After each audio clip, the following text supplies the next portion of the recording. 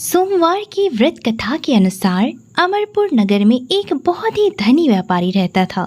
दूर दूर तक उस व्यापारी का व्यापार फैला हुआ था। नगर में उस व्यापारी का सभी लोग मान सम्मान करते थे। इतना सब कुछ होने पर भी वह व्यापारी अंतर्मन से बहुत दुखी रहता था, क्योंकि उस व्यापारी का कोई पुत्र नहीं था। दिन रात उसे एक ही चिंता सताती रहती थी कि उसकी मृत्यु के बाद उसके इतने बड़े व्यापार और धन संपत्ति को कौन संभालेगा। पुत्र पाने की इच्छा से वह व्यापारी प्रति सोमवार भगवान शिव की व्रत पूजा किया करता था। सायंकाल को व्यापारी शिव मंदिर में जाकर भगवान शिव के सामने घी का दीपक जलाया करता था। उस व्यापारी की भक्ति देखकर एक दिन माता पार्वती ने भगवान शिव से कहा, हे प्राणनाथ, यह व्यापारी आपका सच्चा भक्त है। कितने दिनों से यह सोमवार का व्रत और पूजा नियमित कर रहा है। हे भगवान, आप इस व्यापारी की मनोकामनाएं अवश्य पूर्ण करें। तब भगवान शिव ने मुस्कुराते हुए कहा, हे पार्वती, इस संसार में सबको उसके कर्म के अनुसार ही फलों की प्राप्ति होती है। प्राणी जैसे कर्म करते हैं उन्हें वैसा ही फल प्राप्त होता है। इसके बावजूद भी पार्वती माता नहीं मानी। उन्होंने आग्रह करते हुए कहा, नहीं प्राणनाथ, आपको इस व्यापारी की इच्छा पूरी करनी ही पड़ेगी। यह आपका अनन्य भक्त है।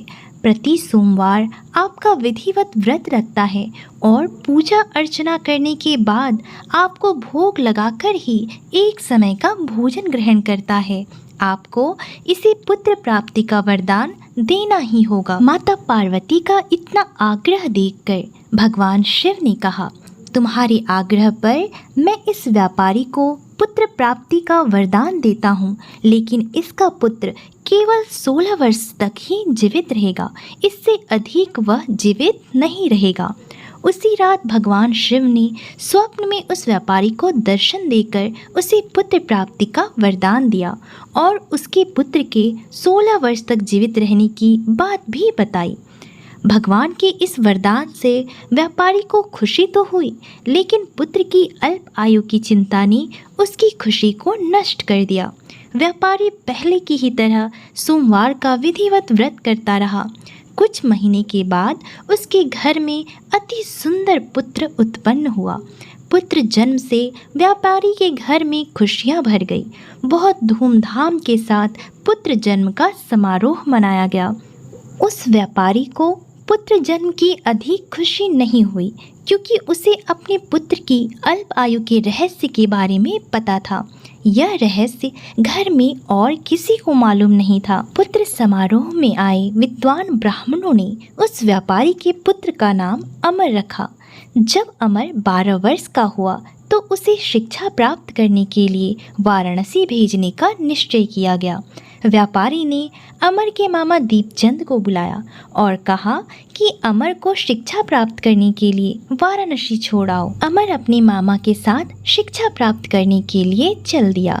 रास्ते में जहाँ भी अमर और दीपचंद रात्रि विश्राम के लिए ठहरते, वहीं यज्ञ करते और ब्राह्मणों को भोजन कराते थे। लंबी यात्रा के बाद अमर और दीपचंद एक नगर में जा पहुँचे।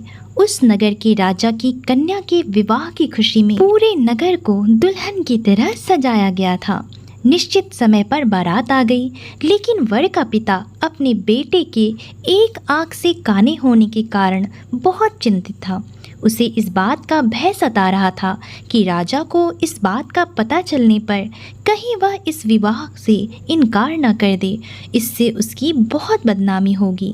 वर के पिता ने अमर को देखा तो उसके मस्तिष्क में एक विचार आया, क्यों ना इस लड़के को दूल्हा बनाकर राजकुमारी से विवाह कर दूं, और जब विवाह हो जाएगा तो विवाह के बाद इसको धन देकर विदा कर दूंगा और राजकुमारी को अपने नगर ले जाऊंगा। ऐसा विचार करते हुए वर के पिता ने इसी संबंध में अमर और दीपचंद से बात की।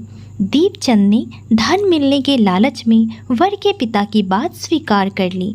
अमर को दूल्हे के वस्त्र पहनाकर राजकुमारी चंद्रिका से विवाह करा दिया गया।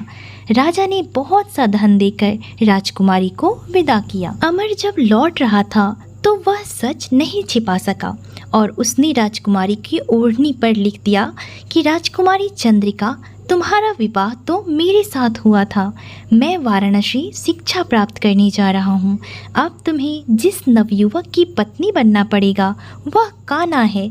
जब राजकुमारी ने अपनी ओढ़नी पर लिखा हुआ पढ़ा तो उसने काने लड़के के साथ जाने से इनकार कर दिया। राजा ने जब यह सब बात जानी तो राजकुमारी को महल में रख लिया। उधर अमर अपने मामा दीपचंद के साथ वाराणसी पहुँच गया। अमर ने गुरुकुल में पढ़ना शुरू कर दिया। जब अमर की आयु 16 वर्ष पूरी हो गई तो उसने एक यज्ञ किया। यज्ञ की समाप्ति पर ब्राह्मणों को भोजन कराया और खूब अन्न वस्त्र दान किए। रात को अमर अपनी शयन कक्ष में सो गया। शिव वरदान के अनुसार शयनावस्था में ही अमर के प्राण पखेरु उड़ गए। सूर्योदय पर मामा अमर को मृत देखकर रोने पीटने लगा। आसपास के लोग भी एकत्र होकर दुख प्रकट करने लगे। मामा के रोने और विलाप करने के स्वर समीप से गुजरते हुए भगवान शिव और माता पार्वती ने भी सुनी। माता पार्वती ने भगवान शिव से कहा, हे प्राणनाथ, मुझसे इसके रोने के स्वर सहन नहीं हो रहे हैं। आप कृपा करके इस व्यक्ति के कष्ट को दूर करें। भगवान शिव ने माता पार्वती के साथ अदृश्य रूप में समीप जाकर अमर को देखा तो माता पार्वती से बोले, हे पार्वती, यह तो उसी व्यापारी का पुत्र है। मैंने इसे 16 वर्ष की आयु का वरदान दिया था। इसकी आयु तो पूरी हो गई। माता पार्वती ने भगवान शिव से फिर से निवेदन किया, हे प्राणनाथ, आप इस लड़के को जीवित करें, नहीं तो इसके माता पिता पुत्र की मृत्यु के कारण रो रो कर अपने प्राणों का त्याग कर देंगे। इस लड़के का पिता तो आपका परम भक्त है। वर्षों से सोमवार का व्रत करते हुए आपको भोग लगा रहा है। पार्वती माता के आग्रह करने पर भगवान शिव ने उस लड़के को जीवित होने का वरदान दिया और कुछ ही पल में वह जीवित होकर बैठ गया।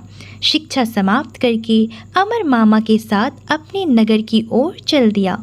दोनों चलते हुए उसी नगर में पहुंच गए जहां अमर का विवाह हुआ था। उस नगर में भी अमर ने यज्ञ का आयोजन किया। समीप से गुजरते हुए नगर के राजा ने यज्ञ का आयोजन देखा। राजा ने अमर को तुरंत पहचान लिया। यज्ञ समाप्त होने पर राजा अमर को और उसके मामा को महल में ले गए। कुछ दिनों तक उन्हें महल में रखकर बहुत सा धन और वस्त्र देकर राजकुमारी के साथ विदा किया और रास्ते में सुरक्षा के लिए राजा ने बहुत से सैनिकों को भी साथ में भेजा। दीपचंद ने नगर में पहुंचते ही एक दूत को घर भेजकर अपने आगमन की सूचना भेजी। अपने बेटे अमर के जीवित वापस लौटने की सूचना से व्यापारी बहुत प्रसन्न हुआ। व्यापारी ने अपनी पत्नी के साथ स्वयं को एक कमरे में बंद कर रखा था। भूखे प्यासे रहकर व्यापारी और उसकी पत्नी अपने बेटे की प्रतीक्षा कर रहे थे। उन्होंने प्रतिज्ञा कर रखी थी कि यदि उन्हें अपने बेटे की मृत्यु का समाचार मिला तो दोनों अपने प्राण त्याग देंगे। व्यापारी अपनी पत्नी और मित्रों के साथ नगर के द्वार पर पहुंचे। अपने बेटे के विवाह का समाचार सुनकर पुत्रवधू राजकुमारी चंद्रिका को देखकर उसकी खुशी का ठिकाना न रहा। उसी रात भगवान शिव ने व्यापारी के स्वप्न में आकर कहा, हे श्रेष्ठी, मैंने तेरे सोमवार के व्रत करने और व्रत कथा सुनने से प्रसन्न होकर तेरे पुत्र को लंबी आयु प्रदान की है। व्यापारी बहुत प्रसन्न हुआ। सोमवार का व्रत करने से व्यापारी के घर में खुशियाँ लौट आई। शास्त्रों में लिखा गया है कि जो स्त्री पुरुष सोमवार का विधिवत व्रत करते हैं और व्रत कथा को सुनते हैं उनकी सभी इच्छाएं पूरी होती है। भगवान भोलेनाथ की कृपा पाने के लिए कमेंट में हर हर महादेव अवश्य लिखें और अगर वीडियो अच्छा लगा हो तो लाइक और शेयर ज़रूर करें। धन्यवाद।